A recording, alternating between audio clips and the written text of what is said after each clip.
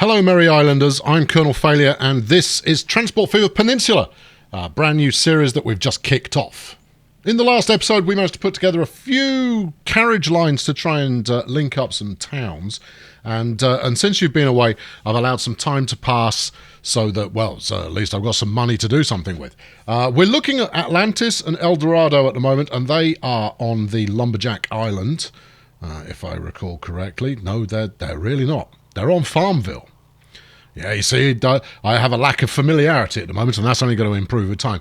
But yes, now I've connected up every town to at least one other in order to make sure that we've got at least some money coming in. And it's going all right. If we bring up the profit tron here, you'll see that last year was pretty good. We did 220k. Now, 8 years has passed. But we are managing to run at a profit, and because I know you love charts, here's another one. This is the individual lines that we're running, and you can see that I've upped the number of vehicles on some of these lines where it's been warranted. Others would probably benefit from the same, but I'm leaving most of it alone for the moment. And here we are in February 1859, and there are only 4 routes that are yet to turn a profit, and they are actually the newer routes. As you can see, 5 years, 4 years, 2 years. So they've still got some bedding in to do in order for that to become possible. I don't think that the Vega route here, because that's New York to New Vegas, I think that's the one that's probably not going to make any money at all, if we zoom in and have a look. And that's purely because of the speed of the route. It goes uphill and downhill a lot, and therefore these carts are having a tough time keeping up with that. But we'll see how it goes. We're going to make sure that everyone's connected just so that we can get some growth going. And to give you the scoreboard for the individual towns right now, it is Atlantis. Oh, it was Atlantis. It's just been overtaken. Atlantis, it was leading the way in Mos Eisley now with 329 people living there. And at the bottom end, it's Ankh-Morpork with 57, who are the dwarves amongst us. Anyway, in today's episode, we're going to build our first train line. I've got enough money available in terms of loan to make that happen, but even then, I'm going to need to find a flat piece of ground, or I'm going to come unstuck.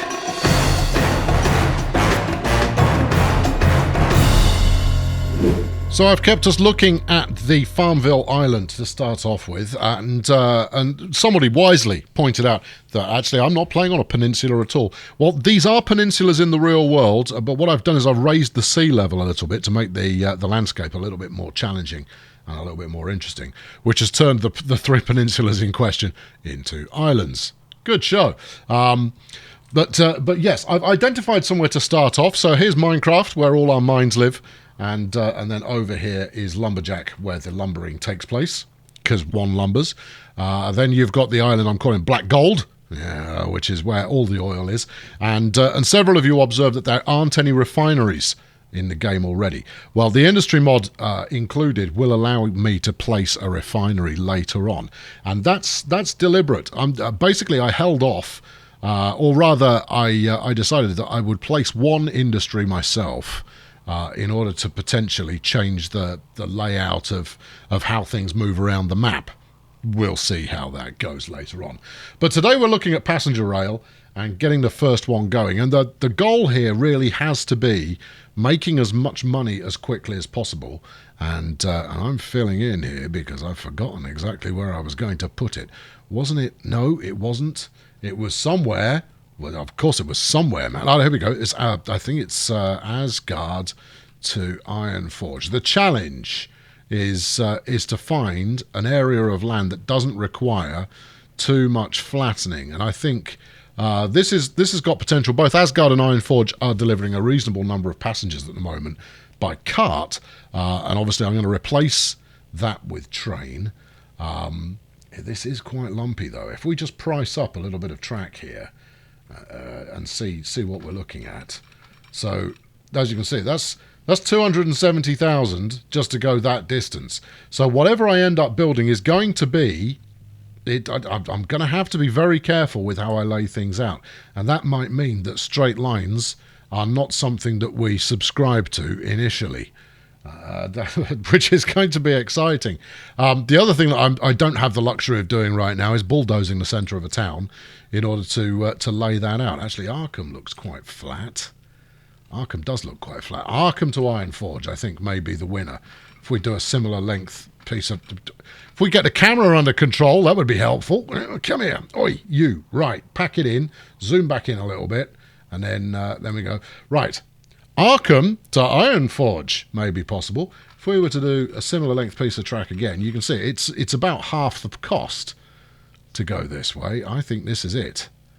Now, I've got 2 million available in loans. And obviously there's going to need to be a locomotive purchased at some point, so we shouldn't forget about that. But my real hope is that by deploying a station now, I can drive money a bit faster. Yeah, I don't know. Now, the other thing that I'm doing is I am not building stations with the future in mind. I'm going to build them as is appropriate for the moment that they're built. How much do you want to charge me for that? 700 grand? Oh, you are joking. No, we've got to keep this cheap. What sort of coverage are you getting there? Not brilliant. Now, what's the cheapest I can get this station?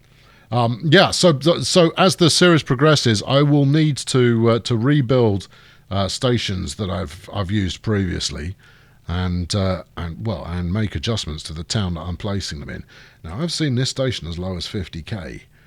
The question is, where can I get that level of cheapitude? Because right now it's fighting me, and we're at a stage where every 1,000 counts, where every 1,000 matters, because that's the fuel that's going to oh, hold on, we found one. 97, that'll do it, and it's nice and close to the other end. How do we want to do this? Well, it depends where we put the other station. Let's go for there. Now, the catchment radius isn't great, so I think what I'll probably end up doing is pulling a very minor commuter. I'd say bus service, but it's coaches. Very minor commuter coach service to try and link this up and get as many passengers to the station as possible. I think this actually looks quite plausible for a station at the other end. So yes, once the money starts rolling, I'll start getting considerably more aggressive with the towns that I'm working with. That's not bad either. One building will be removed. Well, it doesn't need to be removed if I move a little further away. That said, for 150k and that level of coverage, I think this is worth it. And therefore, I'm going to do it, but I'll also stick the second street on that as well, so we can hook it up a little further. Should have done that with the first one. I should probably go back and do that in a moment. There we go. Right, we have ourselves a potential train route. Right, I got 200 grand plus whatever I can stump up out of the bank, and then we'll see what we see. Now then, this is not the flattest approach that we could have gone for here. Some of this track is going to cost me a couple of quid. Well, that's 50 grand for the first push. I'm not going to get down into worrying about the hundreds, but trying to go as the crow flies without changes in elevation. In fact, and this is rare, I'm even going to turn the elevation map on. All right, okay, if we then try and go in parallel with that bit of road a little, that's okay. Yeah, it's building embankments. That's the major cost that we've got going on, and any level of smoothing is flaming expensive. How are you looking now? If we connect up now for 100k, it's job done. Now then, is there any real costs to be saved? Well, this is where the most extensive groundworks are being done, so possibly now if we're making 240 for the sake of argument, let's say we're making 240k in profit a year, then that basically means a cost of a month is 20 grand. I've taken that incidentally, just in case you weren't aware. So 20k is a month, and then I'm going to start thinking of things in terms of how many months' income have I just burned on insert name of project here. and in this case it was 5 months. Right, let's get that across there. How am I out of money? Can't possibly be. Well, you are. Okay. Well, let's take out some cash. Now, all of this is perilous because now we're running at in a debt-based fashion beyond the original. Let's keep this as simple as possible. Even if that road ends up not being used, we still want to make sure the connection's in there. And that's created a nice lumpy piece of track. The other aim will be to improve tracks as time goes on and make them a little bit prettier. But initially, beggars cannot be choosers, and I am, friends, very much in the begging end of the market at present. Now, one train should do the trick. While you were away, the General became available, so we do have an improved Loko open to us. We don't have to settle for the original stuff, and I think eventually I'll probably end up making the mainland, which is where we are right now. I'll make it European and Asian in nature, purely for the diversity of trains available. I'm going to use American and European and anywhere else, frankly, Australian, New Zealand, you name it. If I can find an Indian train or two, I'll use them too. It's just a question of finding them. But yeah, basically I'm going to theme each island according to one real world geography. And then we'll see how we get on with that. Now, what I'd normally do now is I'd link up the station here with the other side of the town as it exists to get a little bit more catchment. I don't think I'll end up doing that. Let's have a quick look and see what the associated cost would be. See, that's 2.5 months worth of profit there. 2 months of profit to get that link put in place. Doesn't make it a bad idea, though, does it? Does it? It really doesn't make it a bad idea. No, it probably doesn't. But I'm not going to do it anyway. I'm going to save the money. Yeah, we're going to work on saving every penny possible while getting established. Now, there's a little bit of an upward jaunt on this route. So how the Loko manages to cope with that remains to be seen. Right, we have a choice of the Baldwin 6-wheeler, which does 40. The D third, 1 in 3, 1 over 3, or the General does 45. I'm not going to use the General. I'm going to try and keep it European. But that said, you are the big dog. You're the fastest right now. 300 grand. Hold on, this is only 100 grand. Well, okay, no, we'll keep it cheap then. Right, 40 kilometres an hour. It ain't quick. No, that's the one thing it is not. It's not fast. Multiple units, you'd be lucky. Right, and then we've got the D1/3 car, 6 passengers. Well, I think we can go a bit better than that. Let's try 3 coaches on here. That gives us a heady 18. In fact, I want another one. Not enough money. How much do I need? 94. Oh, crikey. Okay, right. No, we'll borrow it. Now I want to pay it back as quickly as possible, but we'll borrow that so that we've got the best chance possible of offsetting the cost of the Loko. If we actually look at the running cost of it, it's going to cost me 20 grand a year. That's 1 whole month's profits at the moment.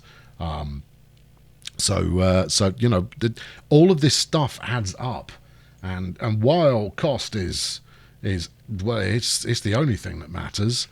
You've got to be a little careful. Right, Arkham to Ironforge. Right. Okay, right. Now, the good news here is that these are two stations that work. No, I beg your pardon. 2 towns that work in terms of waiting passengers. So you'll see we've got 34 waiting to go from Ironforge to Arkham at the moment. At that end, and then at the other end, 8. So obviously the weight of coaches are currently toward the other end. But that's dandy. Now I'm going to close down the coach route between the 2 towns, but I'm not going to sell the coaches themselves. I'm going to put them onto other jobs, and I will probably make in fact I'll probably split them between commuter routes at both towns. Now those commuter routes are likely to lose money. Boo. But on the plus side, they will route more passengers towards the train, which should mean that the train actually makes a bit of cash. It's my sincere hope. Now then, how are you going to name convention these? I think we go by generation, right? So we'll call this a Gen 1 because it's a first pass rail setup, and it goes from Arkham to Ironforge. Now I'm going to use the 4-letter abbreviations again. I know you don't care too much about this stuff, but I find that organising your routes in this fashion actually makes quite a difference. So Generation 1, because it's an early phase route, is the name that I've gone for. I will probably change my mind later. Right, okay, let's get this going, and let's jointly commemorate the launch of our first train. Does one launch a train? Does one birth it, maybe? Well, whatever one does to it, there it is. Do we have a Zeppelin watcher in the cab there? In fact, it's probably not even a cab, it's probably just on a footplate. Yeah, it is definitely on a footplate. And I tell you, it's been a long time since we've had steam up in this business, and therefore, you are most welcome. Very, very pretty indeed. Right, I'm going to let that run for a bit, and I'm going to adjust this route. Let's say I come back to you a year from now, so end of May 1960. Yeah, that's a year. Well done. 1860, and see how we're getting on. So here we are a year later, and we are riding on board the train now. It's got a reasonable number of passengers on board. It's not yet filled up. That's the good news. I thought I'd just ride through this section of tree, and then we'll have a look at exactly how it's doing financially. But as we ride through here, you really do get a sense of just how lumpy this landscape is, and therefore just how expensive we can anticipate each new rail line actually being as we pull it together for the first time. Now that's okay. Part of the reason that I set the map up this way is I did want something that I could take an awfully long time over getting right. Now, I'm not saying that getting things right is my forte, not in the slightest. No, it's getting it right in the sense that I'll be happy with it afterwards, and that the scenery presented is fairly dramatic along the way. And let's face it, as you look over to the left there, you've got those kind of higher mountain peaks. Now, I have actually got snow-capped mountains turned on, but evidently I have not quite hit the level where we've triggered the snow there. That's okay, I'll get over it. Well, it's just as well you'll get over it, because it's not happening. Well, it's obviously summer. The snow's melted. We're out of ski season now. That's the reason for that. Anyway, as we roll in here, we've got 11 passengers on board, and I'll keep the train window open because it will tell you how much we earn from this jaunt, and then we'll take a peek at exactly what it's doing on a financial basis. Oh, I remember steam trains. Oh, steam trains is where Colonel Cam came from. Oh, yeah. Because they actually move slow enough that I could track alongside them.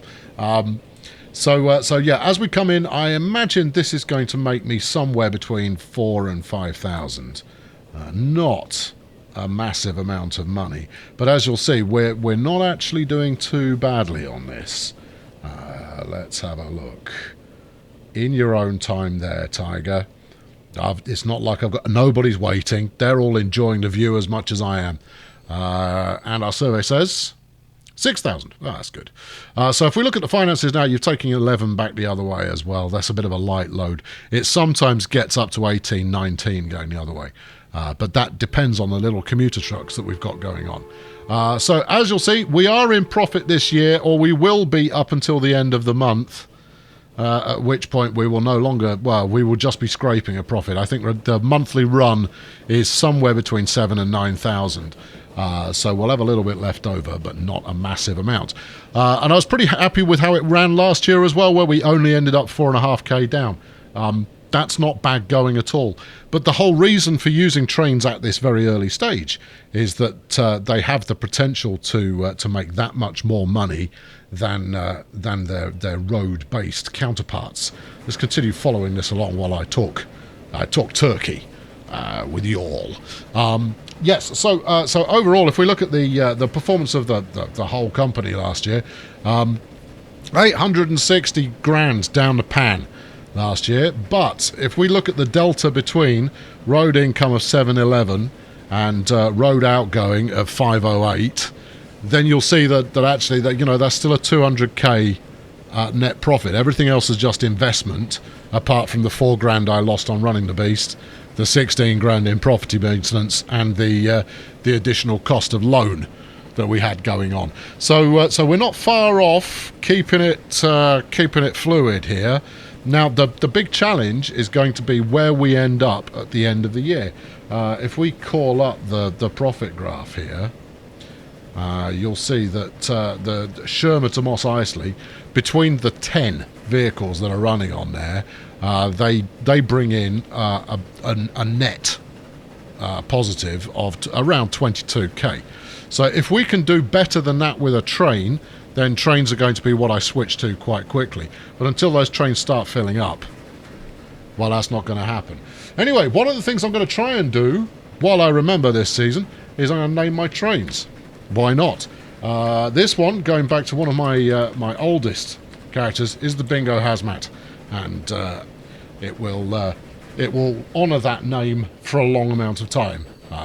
I'm a firm believer in my trains having personalities, as I'm sure you're aware. Right, there you go. It's got 10k for the year. Where does that put it in the overall graph of victory? Second place. Balance 20.5k over 1 year. 5 turnaround time. Okay, we'll settle with that. That's not bad. We'll leave it alone and see where it gets to. Now then, the next objective is a really quite straightforward one, and that is to find out where the next suitable route is going to be. But before we turn our attention to that, I'll just show you the commuter setup that I've gone with.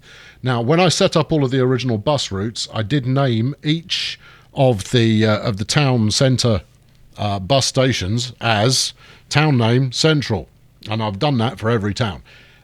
Because eventually I'm going to turn each of those into a proper bus station, and then I've also started naming the stops at the station as such and such station, with the station itself being called such and such. Okay, does that all make sense? Good. Naming conventions are important. It keeps you organised and it keeps you disciplined. Says he who has very, very little discipline at all. And I'm running my standard figure 8 configuration, although it's not perfect at the moment. It will become perfect later, where we use the station end as the turning point. We go back the opposite way to the way we just came. You know what I do. In fact, I would argue with myself that I've not actually done that, except that we do appear to be doing something rather miraculous around this semi-square here of something. It's probably best not to dwell on it. Over in Ironforge, I've actually got one additional stop, because the town is already a little further spread out. Also, the station and the existing central bus depot, they're kind of in the same catchment range. So if you look at the catchment there, you look at the catchment here, it's only really this house that the station gets that the existing bus setup doesn't. How many have you got on your this time? 16. That's a bit better. Well, you got 16 waiting to go back as well. So that's all jolly positive. Those commuter routes, I'm not entirely. I didn't actually look to see if they were making money. I'm going to go out on a limb and say probably not. I'll pull it up and have a look. Who's losing me cash at the moment? There we go. Both commuters are losing cash as promised, and that's a bit disappointing. Having only one passenger on board, but then Ironforge is currently quite a compact area. Arkham is a little bit better spread out, which is why we've got 12 of 12 passengers riding on board the thing there.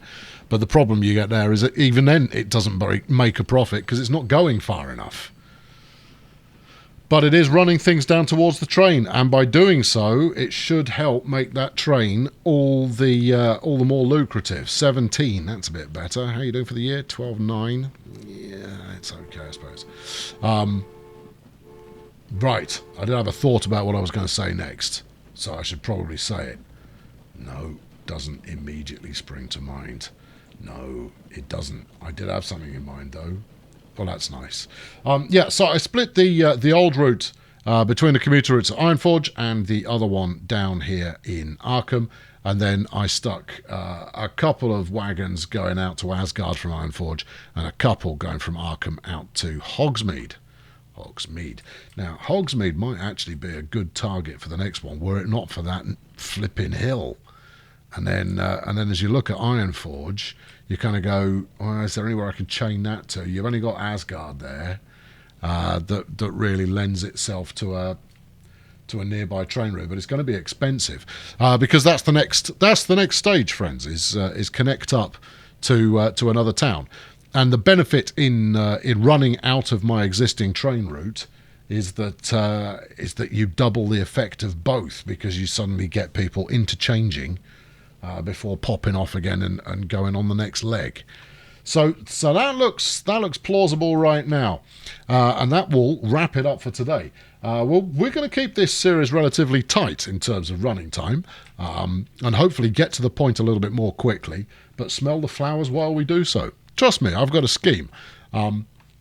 Anyway, as mentioned last time around, do jump onto the Twitter there and follow CNL Failure, and if you're playing along at home, show me what you're running with.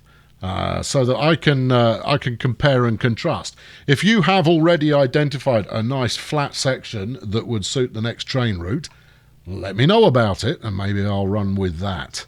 Anyway, subscribe to make sure you keep up with the series. It's going to be an interesting one for as long as it works. I may have to deploy the clearance bulldozer on a forest like this one, for example. In which case, what I'll do is I'll pause the game, save it, get no costs installed, load it back up, clear the forest, save it, go back, uninstall no costs, and then bang it back in. I'm not going to pay for tree clearance unless it is for gameplay reasons, but I will pay for tree clearance if it's because my frame rate drops to 3.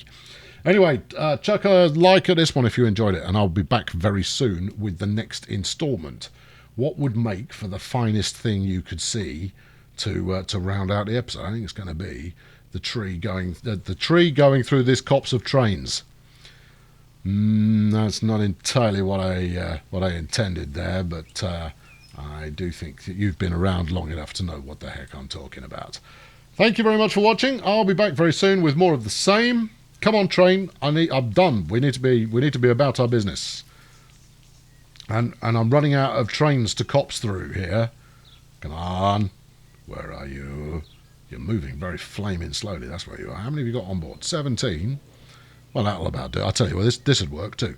Just hit that button, then hit this one and go, oh, look at that. The timing is miraculous, friends. Right, that'll do for me. Catch you next time. Cheerio. Right then, we're underway.